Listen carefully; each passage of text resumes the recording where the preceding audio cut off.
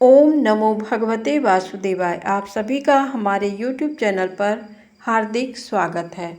गोपाष्टमी 2022। गोपाष्टमी कब है, आइए जानें शुभ मुहूर्त, पूजा विधि, महत्व और कथा। कार्तिक मास के शुक्ल पक्ष की अष्टमी तिथि को गोपाष्टमी का पर्व मनाया जाता है। गौ माता को समर्पित इस पर्व में गायों की पूजा की जाती है। गोपाष्टमी मथुरा, वृंदावन और ब्रज का प्रसिद्ध त्यौहार है। इस दिन गाय की पूजा के साथ साथ उसके बछड़ों को भी सजाया जाता है। धार्मिक और पौराणिक मान्यता है कि कार्तिक मास की प्रतिपदा तिथि को भगवान श्री कृष्ण ने ब्रजवासियों की रक्षा के लिए गोवर्धन उठाया था। साथ ही इसके 8 दिन पश्चात यानी अष्टमी तिथि को भगवान इंद्र ने श्री कृष्ण से क्षमा मांगी थी और कामधेनु ने अपने दूध से भगवान का अभिषेक किया था। साल 2022 में गोपाष्टमी 1 नवंबर को मनाई जाएगी। आइए जानते हैं गोपाष्टमी पूजा के लिए शुभ मुहूर्त, पूजा विधि और इस दिन का महत्व। गोपाष्टमी 2022 तिथि और शुभ मुहूर्त। हिंदू पंचांग के अनुसार गोपाष्टमी कार्तिक शुक्ल पक्ष की अष्टमी तिथि को मनाई जाती है। इस बार कार्तिक मास के शुक्ल पक्ष की अष्टमी तिथि 1 नवंबर को देर रात 1:11 से प्रारंभ हो रही है। वहीं अष्टमी तिथि की समाप्ति 1 नवंबर को रात 11:04 पर होगी। उदया तिथि के अनुसार इस साल गोपाष्टमी 1 नवंबर को मनाई जाएगी। आइए जानते हैं गोपा अष्टमी पूजा विधि। पारंपरिक मान्यता के अनुसार गोपाष्टमी के दिन सुबह गाय और बछड़े नहलाकर तैयार किए जाते हैं।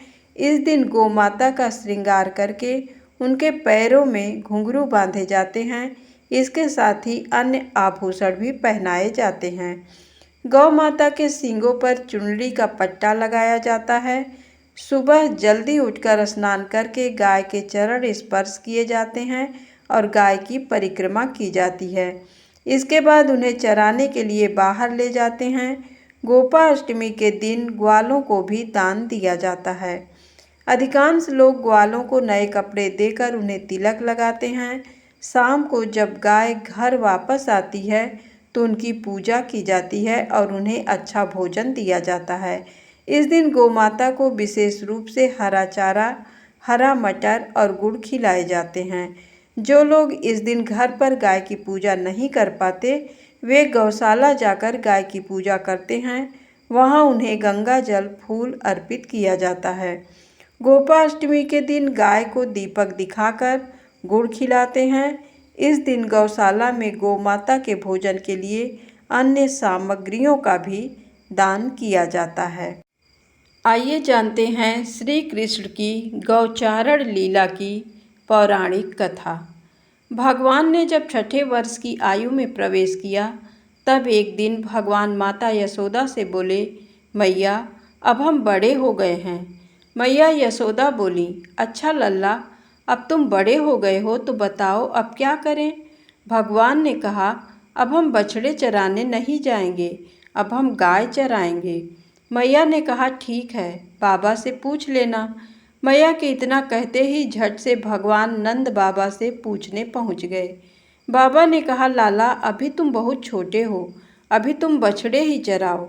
भगवान ने कहा, बाबा अब मैं बछड़े नहीं गाय ही चराऊंगा।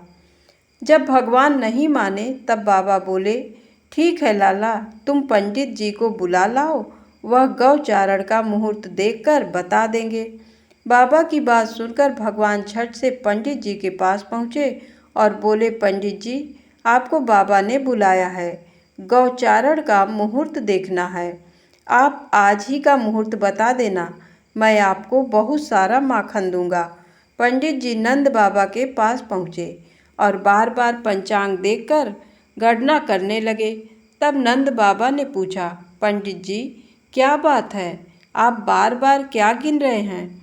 पंडित जी बोले, क्या बताएं नंद बाबा जी, केवल आज का ही मुहूर्त निकल रहा है। इसके बाद तो 1 वर्ष तक कोई मुहूर्त नहीं है। पंडित जी की बात सुनकर नंद बाबा ने भगवान को गौचारण की स्वीकृति दे दी। भगवान जो समय कोई कार्य करें वही शुभ मुहूर्त बन जाता है। उसी दिन भगवान ने गौचारण आरंभ किया और वह शुभ तिथि थी कार्तिक मास में शुक्ल पक्ष अष्टमी। भगवान के गौचारण आरंभ करने के कारण ये तिथि गोपा अष्टमी कहलाई। माता यशोदा ने अपने लल्ला के श्रृंगार किया और जैसे ही पैरों में जूतियां पहनाने लगीं तो लल्ला ने मना कर दिया और बोले, मैया यदि मेरी गौवें जूतियां नहीं पहनती तो मैं कैसे पहन सकता हूँ। यदि पहना सकती हो तो उन सभी को भी जूतियां पहना दो। और भगवान जब तक वृंदावन में रहे भगवान ने कभी पैरों में जूतियां नहीं पहनी। आगे आगे गाय और उनके पीछे बांसुरी बजाते भगवान, उनके पीछे बलराम और श्री कृष्ण के यश का गान करते हुए ग्वाल गोपाल इस प्रकार से विहार करते हुए भगवान ने उस वन में प्रवेश किया। तब से भगवान की गौचारण लीला का आरंभ हुआ।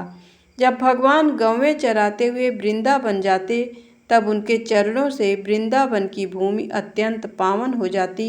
वह वन गौओं के लिए हरी भरी घास से युक्त एवं रंग बिरंगे पुष्पों की खान बन गया था। धन्यवाद।